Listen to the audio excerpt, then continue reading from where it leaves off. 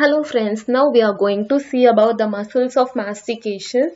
The four muscles which mainly help in mastication are Masseter muscle, temporalis, lateral pterygoid and medial pterygoid. Now we are going to see about the Masseter muscle, which is a quadrilateral muscle which covers the lateral surface of ramus of the mandible.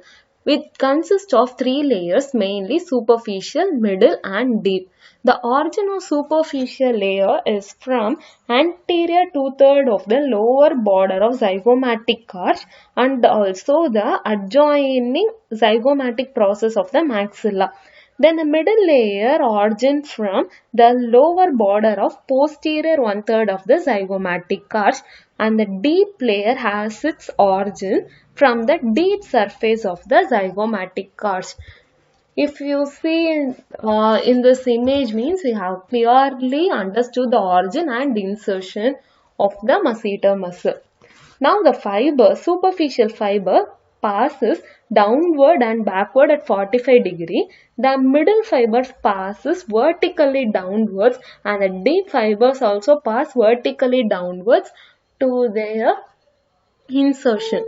Now we see about the insertion.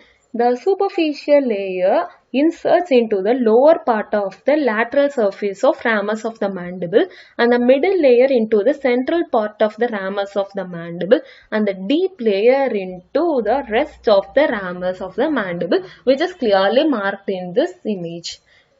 Then we see about the nerve supply. The masseteric nerve, which is a branch of anterior division of the mandibular nerve, supply this masseter muscle. Action of the muscle is to elevate the mandible, that is close the mouth, and also the superficial fiber helps in protrusion of the mandible. Now we see about this temporalis muscle, which is a fan-shaped muscle which fills the temporal fossa. This is clearly shown in this image. Then we see about the origin of the muscle, which is from the temporal fossa excluding the zygomatic bone and the temporal fascia.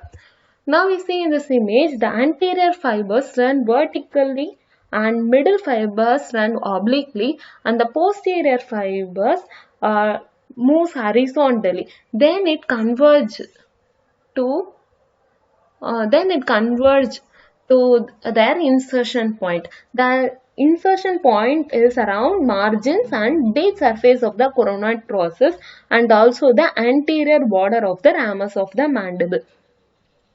Then we see about the nerve supply of this temporalis muscle is the two deep temporal branches from the anterior division of mandibular nerve. The action of the muscle is to elevate the mandible and helps in side-to-side grinding movement, and also the posterior fibers helps in retract the protruded mandible. So this is the action of the temporalis muscle. Now we are going to see about the lateral pterygoid muscle, which is short and conical, which consists of two heads, that is upper and lower head. The upper head is smaller and the lower head is larger. Now we see about the origin of the upper head, which is from the infratemporal surface and crest of the greater wing of sphenoid bone, and the lower head has its origin from the lateral surface of lateral pterygoid plate.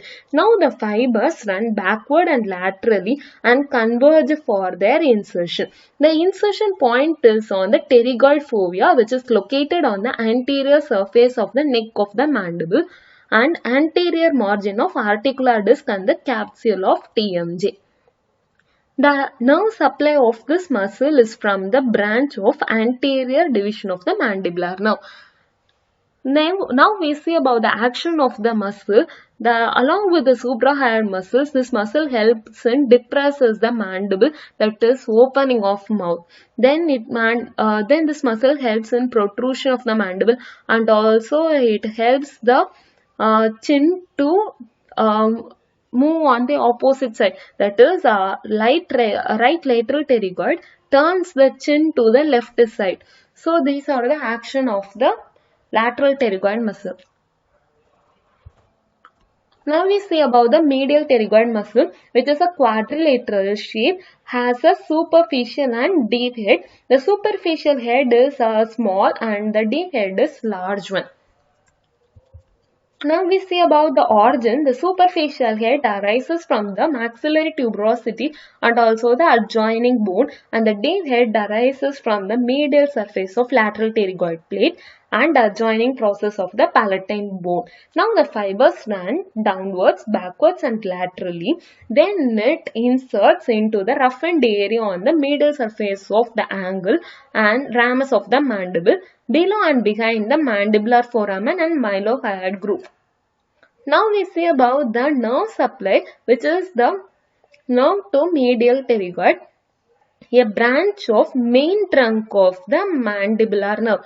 Others are from anterior division of the mandibular nerve, but this one is the main trunk, branch from the main trunk of the mandibular nerve. The action of the muscle is to elevate the mandible, helps in protrusion of mandible, and along with the lateral pterygoid, this muscles also turn the chin to the left side as a part of the grinding motion.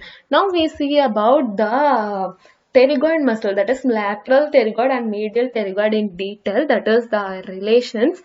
Now we are going to see about the relation of lateral pterygoid.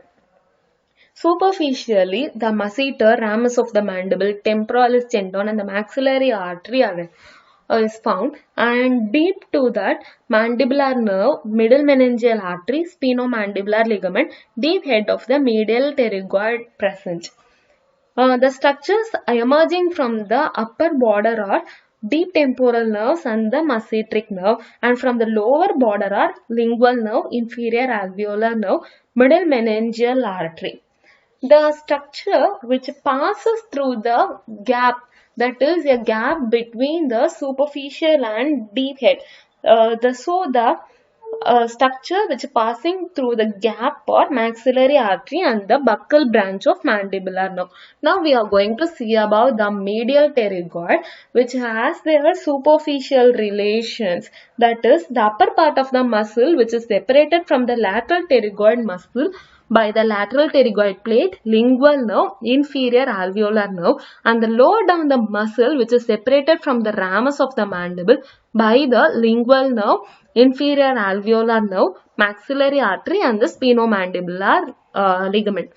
Deep relations are tensor veli palatini, superior constrictor of pharynx, styloglossus and stylopharyngeus are present. Hope this video is useful for everyone. Thank you and subscribe for more videos.